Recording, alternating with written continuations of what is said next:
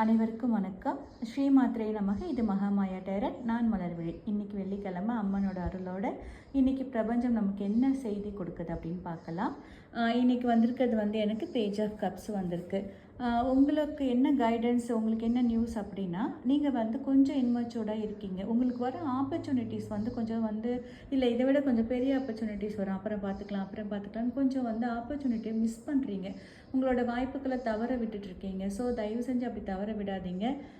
சின்ன விஷயமா இருந்தாலும் அதை பிடிச்சிக்கிட்டு மேலே ஏற பாருங்கள். ஏன்னா உங்களுக்கு இது ஒரு மிகப்பெரிய லைஃப் சேஞ்சிங் ப்ராசஸாக மாறுறதுக்கு நிறைய வாய்ப்புகள் இருக்குது. உங்களை சுற்றி வர அத்தனை வாய்ப்புகளையும் சரியான முறையில் யூஸ் பண்ணிக்கோங்க. எமோஷ்னலாக பேலன்ஸ்டு இல்லாமல் இருக்கீங்க. ஸோ எமோஷ்னலாக பேலன்ஸ்டாக இருக்க பாருங்கள். ரிலேஷன்ஷிப்பில் சரியான புரிதல் இல்லை.